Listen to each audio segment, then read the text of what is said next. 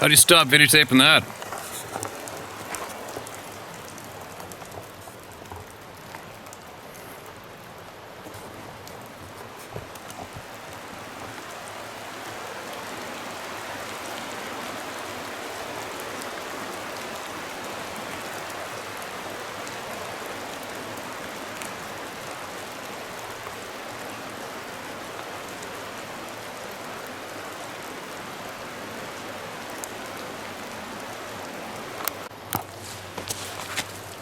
Man, getting dripped on over there from that tree was driving me frickin' insane. I'm in the clear now, so is the camera. Alright, here we go. Hope it hasn't been read. It wasn't marked as read. BF Encounters. Hi, Steve. Been listening to you for a while now. I want to thank you for telling everyone stories. Keep them coming. Was hesitant to use my name on here, but screw it. All these encounters are true. Why should I be ashamed to talk about them, you know? My name is Eric. I live in Chilton County, Alabama. If you're ever this way, stop and holler at me. We'll drink a cold one, and if you want, no big stories, just to have a lot of small encounters for you to share. Let's get to them. Encounter 1. Came home one night from a buddy's house that lives right down the road from me. If no cars are coming, I will turn my bright lights on to see what I can see before turning into my driveway. I see a pair of eyes across the road from my house, so I slow down to get a look. Turned out to be a deer, white-tailed doe. She froze and my lights landed on her for a few seconds. Then she trotted off into the swamp/woods. So I pulled into my driveway to get out of the car. As soon as I closed my car door, it let out a yell. Not a roar, but it was more like a disappointed father. You know, like a, "Damn, son, why did you do that? I'm not mad, just disappointed," type of sound, you know? LOL. I laughed while I typed this, but it shook me to my core. I've never felt that scared before. It's amazing how much of that feeling I had, man. Been scared many times through my 31 years on this planet, but nothing I think of can compare to it. It's crazy. The bass and volume of the voice were so damn powerful that I froze for about half a second. It seems like I froze for the exact length of the yell. As soon as I heard it, I knew what it was. It sounded like a father that was disappointed in their child, only it sounded like it was in the area of 800 pounds and 10 feet tall. Encounter number 2. Short one right here.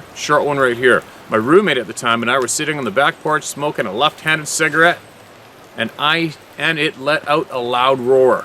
I was actually telling my roommate about encounter number 1 at the time, so it came at the right time, because people tend to think you're crazy when you share a story like that. We ran inside the house, locked the doors like it would keep us safe. Laughed my ass off. Yeah, right. Those things could make their own doorway if they wanted to.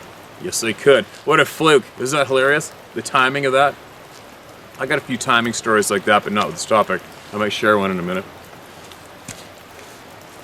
Encounter number 3. My roommate and I were on the back porch again, and we had a buddy over hanging out with us. We started telling our buddy about encounter number 2. He's a hunter. Didn't believe in them.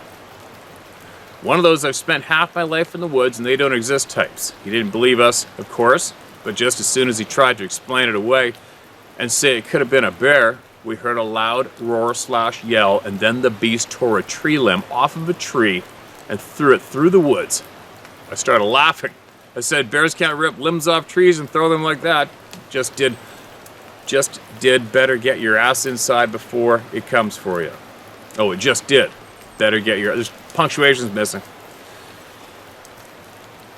Encounter number 4. This one is a lone encounter, just me outside in the backyard smoking a cigarette and stargazing. I hear the raccoons, possums making their way through the yard on their nightly routine. They always come up from the swamp and eventually make their way back down after a while. Standing in the yard, I start to hear movement coming from the swamp. Thinking it's just another pack of raccoons, I hunker down and wait to see what it is. It stops right before it comes out of the wood line. And I think, oh, it might be a deer. Well, about 30 seconds pass, still no movement. All of a sudden, I start hearing the same type of movement coming from behind me. So I turn around to look towards the sound, and it stops moving just as soon as I turn to check it out. It's silent now. No noise whatsoever. Then a loud human-sounding whistle comes from behind me, from the swamp. I think it's making its move on me, so I spin around and look towards the swamp. Just as soon as I turn to the swamp, the other one behind me makes its move and plows through all the trees and brush in its way, headed straight for me. It was so damn fast, like nothing I've ever seen or heard in this case. I was turning to look at the swamp where the whistle came from when the second beast started tearing through the trees/brush. The second beast came right by me, within inches. So close I could feel the wind off of it as it passed. That would suck. The second beast made its way to where the first beast did the whistle. What got me was that I only heard 3 footsteps when it blew past me. It cleared about 50 yards in a split second. The whistle from the first beast, then the trees/brush getting destroyed by the second beast, and the second beast bluff charging me only took about 4 or 5 seconds. They most definitely had me if they wanted me. I thank the Lord they did. Thanks for sharing my encounter, Steve. Have a good one, brother. Eric, thanks, man. Roll Tide, brother. I love your state. Got many friends down in Alabama. I love that state. A lot of good memories from down there. Glad you're safe. Stay safe and keep sharing everything you come across that you think might help people here, all right, man? We'd appreciate that. Timing. The flute timing. I guess I shouldn't have said that. Somebody's going to be asking me what, so I'll tell you real quick. Unrelated to this topic. But the timing thing. I remember one time I had a brand new boatload of guests off the west coast of remote British Columbia, guiding for salmon and halibut, and we're going to this halibut spot. And it was so funny. So I got all these guys, we threw the anchor out, sitting on this pinnacle waiting for the tide change. And I've got the halibut rod with a jig on it, and I threw it down to the bottom, showing all these guys what to do so they fish correctly, right? So I throw the lure down to the bottom and I put the rod tip right down by the water, reel up 2 reels, and I go, all I want you to do is jig the rod like this. Jig the rod like this. And what you're telling the fish is, I'm alive. I'm alive. I'm alive when it comes to the lure. And I told him I don't want the rod way up here, because if you're up here and then a halibut hits, you got no room to set the hook, right? I'm gonna videotape those eagles in a second. Beautiful up there in the sun. Let's do it right now.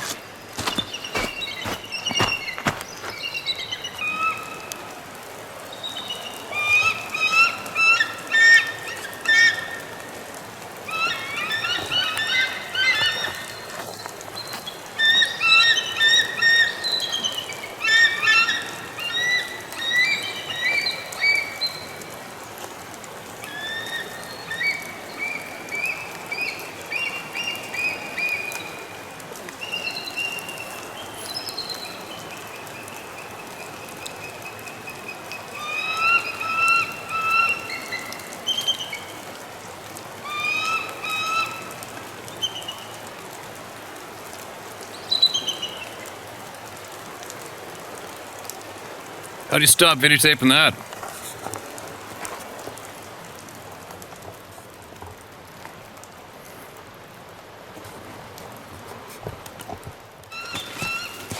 So anyway, I got the rod down by the water, explaining to them I wanted to jig just to tip off the bottom like that, so they got lots of room to hit the rod. And then, so when I went to show them how to hit the rod, I said, so I'm alive, I'm alive, I'm alive. You're towing the halibut with the jig. And if you feel anything, I want you to go like this. Bam! And as soon as I did that, I want you to go like this. Boom! The rod went bam, bam, bam. And I go, here you go. And there was a 87-pound halibut on there. That was pretty funny timing. I don't know why.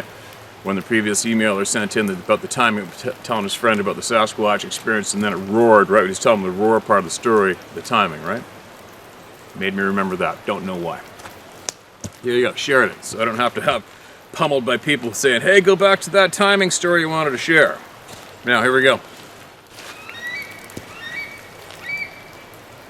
Here's another one. My story. Hi, I want to thank you for all your hard work and all you do for this community. I love listening to the channel. Feel free to use my first name, Chris. I want to share my story and also share what I think these things are. I love to hunt and spend every opportunity I can in the woods. I grew up hunting and spending time in the woods of Indiana, and now live in Utah. I love the mountains, and especially being able to hunt elk and getting out in the mountains at every opportunity. I've often at times in the woods in Utah had strange events happen. But I would always quickly take these feelings and bury them while I'm in the mountains. I believe in Bigfoot all my life, but when I am in the woods, I push the thought of them from my head so I don't get scared. That's the only way to do it and keep coming back. But I do listen to my inner gut. If I feel I need to avoid something, I do. That's frickin' perfect. Love reading that. I'd like to share an experience that I had this last July 2020. With the breakout of COVID-19, Utah has experienced a huge increase in people buying campers and side-by-sides. I guess this is one of the only things that people can do nowadays, and it seems like just about everybody is now doing it. The place where I hunt in northern Utah is very remote in the middle of nowhere. The dirt road I hunt off goes back several miles, and there's nothing but wilderness on both sides.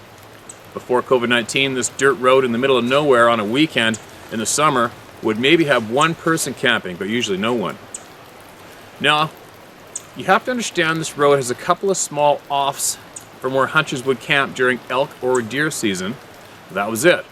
People try to find a level spot off the road and call it good during hunting season, but very few people ever camp recreationally.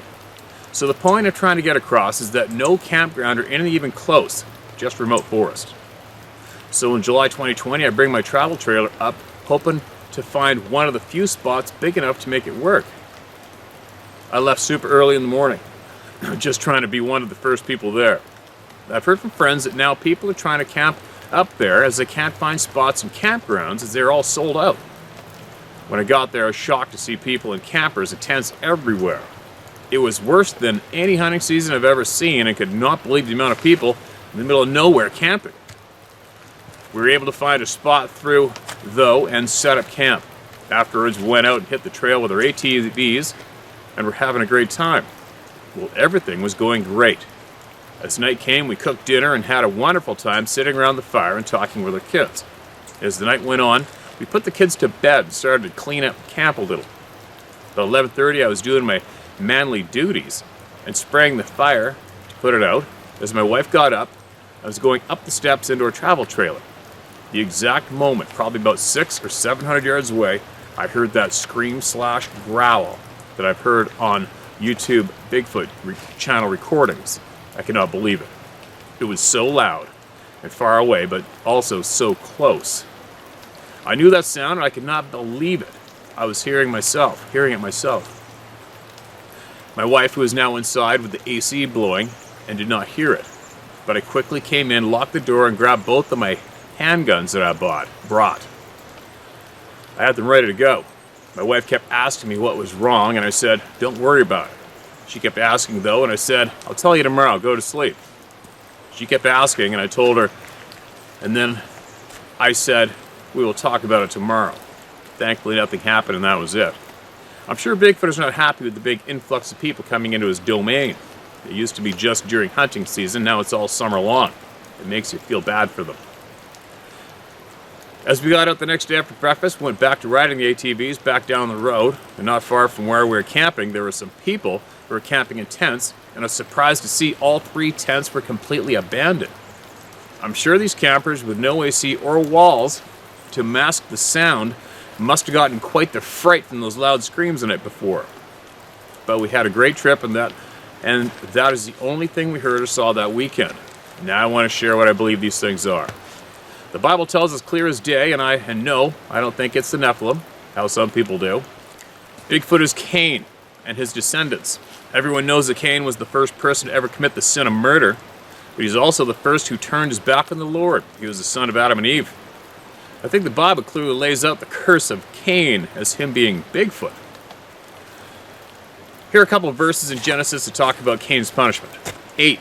And Cain talked with Abel his brother, and it came to pass, when they were in the field, that Cain rose up against Abel his brother, and slew him. 9. And the Lord said unto Cain, Where is Abel thy brother? And he said, I know not. Am I my brother's keeper? Number 10. And he said, What hast thou done? The voice of thy brother's blood crieth unto me from the ground. 11. And now art thou cursed from the earth, which hath opened her mouth to receive thy brother's blood from thy hand. 12. When thou tillest the ground, it shall not henceforth yield unto thee her strength. A fugitive and a vagabond shall thou be in the earth. 13. And Cain said unto the Lord, My punishment is greater than I can bear. 14. Behold, thou hast driven me out this day from the face of the earth, and from thy face shall I be hid. and I shall be a fugitive and a vagabond in the earth. And it shall come to pass that every one that findeth me shall slay me. 15. And the Lord said unto him, Therefore whosoever slayeth Cain, vengeance shall be taken on him sevenfold. And the Lord set a mark upon Cain, lest any finding him should kill him. Cain's punishment was that he and his posterity are cursed. As the scripture says, a mark was placed upon him and his posterity. They are cursed to roam the earth as a fugitive and a vagabond. This also states they won't be successful in raising crops as part of the curse, which is why they don't even, though I'm sure they are very smart. Can you find anything more suitable or descriptive to a life of a Bigfoot? The Lord also hints in verse 15, he will make it hard for man to find him, etc. He also says his description is such that if anyone sees him, they will be scared and want to kill him. So I'll share another story someone had in the early 1800s where one of these identified himself as Cain, and share that below. Here's this guy's account. His name was David Patton, and he lived in the early 1800s, and here's his account. As I was riding along the road in my mule, I suddenly noticed a very strange personage walking beside me. His head was about even with my shoulders as I sat in my saddle. He wore no clothing, but was covered with hair. His skin was very dark. I asked him where he dwelt, and he replied that he had no home, that he was a wanderer in the earth and traveled to and fro. He said he was a very miserable creature, that he had earnestly sought death during his sojourn upon the earth, but that he could not die, and his mission was to destroy the souls of men. About that time he expressed himself thus, I rebuked him in the name of the Lord Jesus Christ, and by virtue of the holy priesthood, and commanded him to go hence, and he immediately departed out of my sight. End quote. Cain's curse was to live till the end of time, to pay for what he did. I will say I don't think that's his fate. Yeah, that is the fate of his offspring. God is just. And in my opinion, his posterity have the mark of Cain or genetics of Cain. But they live and they die as we do. I also think his posterity are most good with a very few bad, just like us humans. I think the Lord will judge them as he does us. Now, one last side note that I think gives even more proof to this. I remember watching a History Channel broadcast of a group of guys who went up into Canada to a remote lake where there was a lot of Bigfoot activity. At this cabin, they put down bear boards under the windows and doors, which is something like a piece of plywood with nails sticking through. Done that lots. If a bear steps in the nails, it discourages the bear from sticking around. On this plywood, there was blood and hair. They were able to do a DNA analysis, and to their surprise, they said the DNA was almost human, but slightly different. Then the scientist said, you know what is weird about this is if I had to guess, it is almost as if this DNA is like a cursed human. It is closer to human than anything, but slightly changed. Those are my thoughts. But I think of all the theories, it is the one that makes the most sense. Thanks again. All right, man. Thanks for your thoughts. Thanks for your digging, Chris. Appreciate it. Some people are going to absolutely disagree with you, and lots of people are going to agree with you.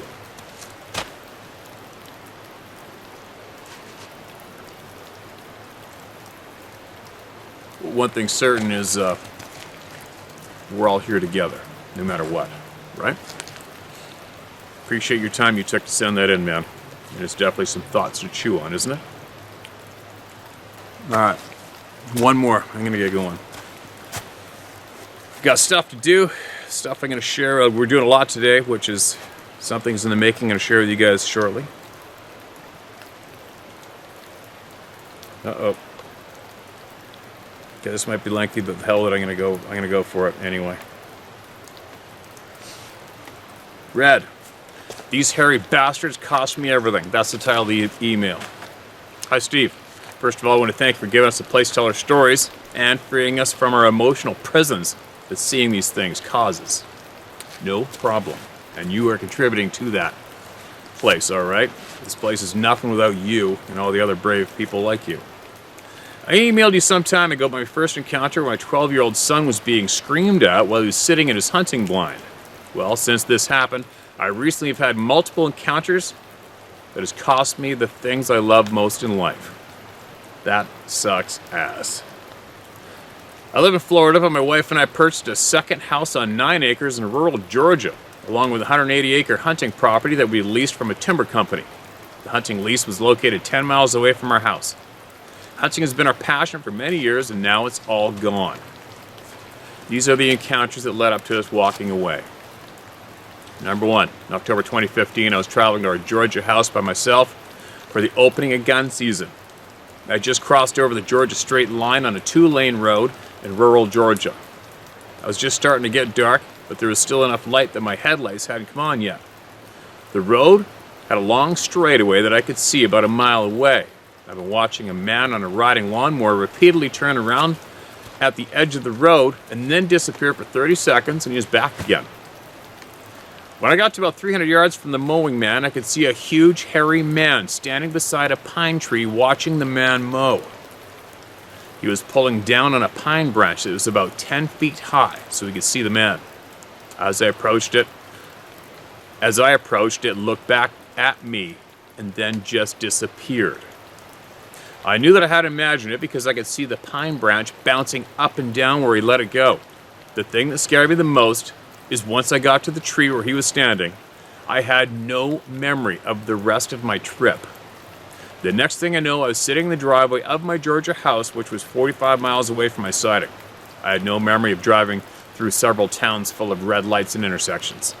I couldn't account for over 1 hour of travel. I immediately called my wife to tell her what happened and what I saw. I could tell she believed that I saw something, but she was having a hard time with the whole Sasquatch thing. This would change later. Number 2, the next encounter happened November 2017. Again, I was at our Georgia house by myself. Our house was 23 miles from the nearest town in a very rural area. I just finished unpacking my truck about 11:30 p.m. when I found a new laser pointer that my son left in my truck. He wanted me to try it out so I could tell him just how powerful it was. So I walked to the end of the driveway to the 2-lane road that ran in front of the house.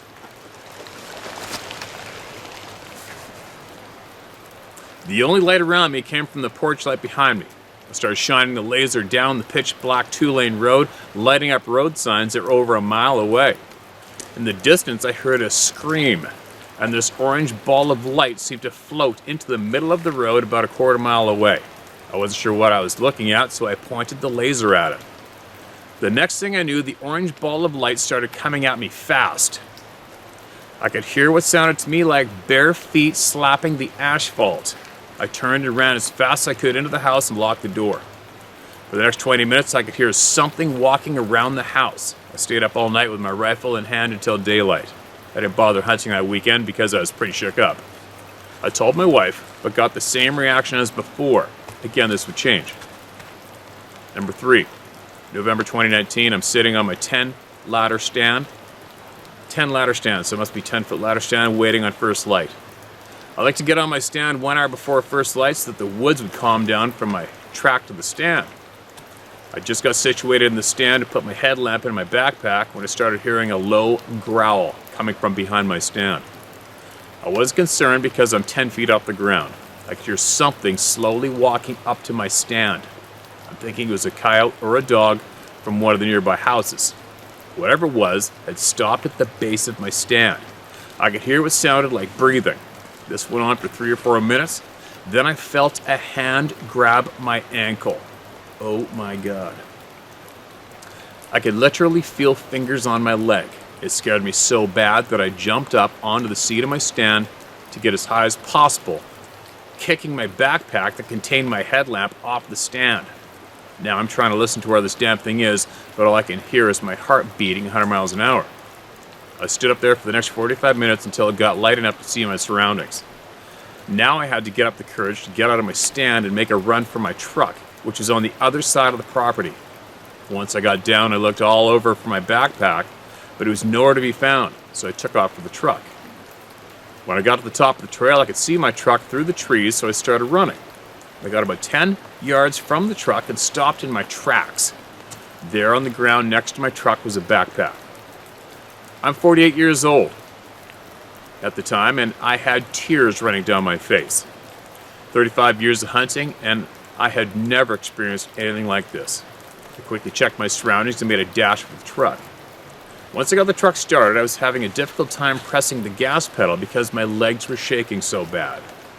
When I finally got moving, I went straight to the house and told my wife what happened and to pack her stuff because we're leaving for Florida. I could tell she was starting to believe me by the look on her face. We skipped the rest of the hunting season that year. Holy shit. Number 4, March 2020. Finally got the nerve to go back to Georgia, to the Georgia house, because I needed to do some much needed maintenance on the house and property. When I'm up there alone, I almost always fall asleep in the chair watching TV. At 3:30 a.m., something hit the front door pretty hard. I jumped up and grabbed my .30-06 out of the gun cabinet and went out on the front porch. I shined my flashlight all over the yard when I heard a whistle come from the tree line to the right of the house. As I start walking towards the tree line, I heard another louder whistle come from behind me in the dark. I decided my best option was to get my ass back into the house because I was outnumbered by something. I'm pretty sure that a human wouldn't whistle at me while I'm standing there with a loaded rifle. Excuse me. This became a nightly occurrence every time we went to the Georgia house. Number 5, October 2020.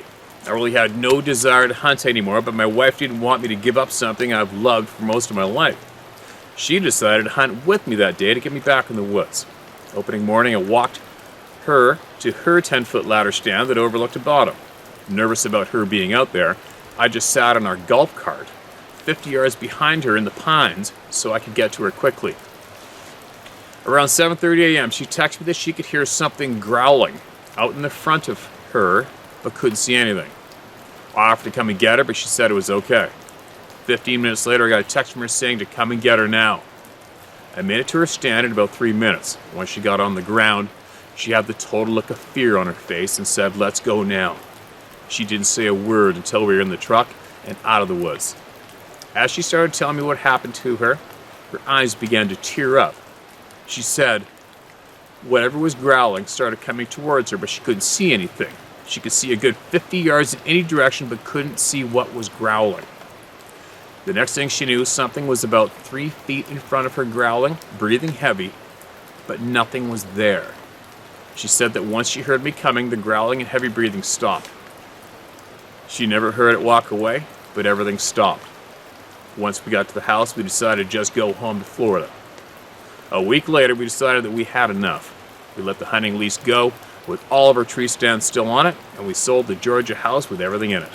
The only thing we took with us was the firearms. I lost everything to do with something I had loved for most of my life, all because of these damn things. I know you don't like to hear that someone quit hunting, but I was afraid that someone was going to get hurt or killed. I've been carrying this dark secret inside me for a while now, and thanks to you and your channel, I finally feel free. Thank you, Steve, for giving me a little peace. You can use my name, Tim Smith. There you go, everyone. Tim, thanks for sending that, man.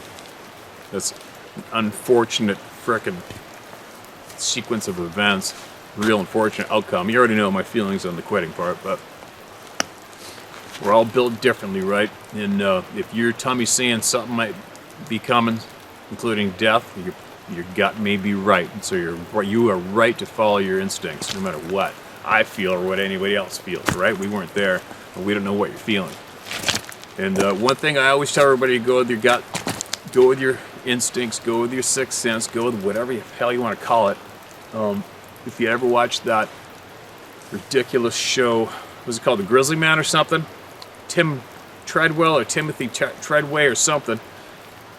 That ex-heroin addict from California that went up to Alaska and hung out with the bears and spoke English with them and claimed to be having conversations with them. Whatever, teach their own. I'm not knocking him for that. If that's what he needed to feel, whatever, I don't care about that part. What I do care about is the fact that he had a girlfriend who was terrified to go up there. She did not want to go up there. She thought she was going to get killed by a bear. Her gut instinct, her sixth sense, her intuition was screaming at her not to go up to Alaska with this guy because she was going to get killed by a bear. She could feel it. She was terrified. It didn't feel right. She went against it and she lost. And they both got killed by the bear. So that for me is a 100% real good example of going with your guts. We already know the answers. I'm convinced of it. We already know the answers to much. We've just been, we've had our thought patterns or something scrambled so that we can't make much sense of what we should be able to make sense of.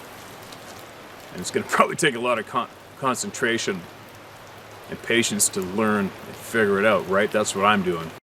Pretty sure that's a lot of you are doing too.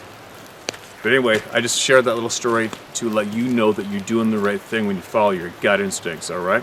And what I would possibly suggest maybe is just go somewhere else and go hunting. Go to another state, okay? You don't have to give it up altogether. But go to another state. Go on a guided hunt. Go get a group of friends and go on a hunt somewhere, you know?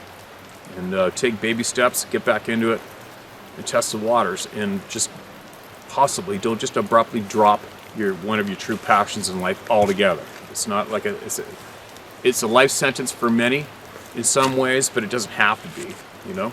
So anyway, thanks again for saying that. I'm glad it gave you some relief. I'll guarantee you it gave a bunch of other people relief too.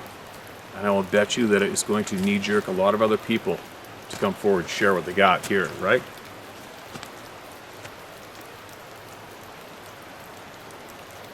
Anyway, I gotta go. These eagles are telling me something. There's fish in the river. But I gotta get home and get some more things done. And then I'm gonna take you guys fishing with me. And in between casts and throwing my camera down the river as well, we're gonna get voices heard. All right? So be safe out there.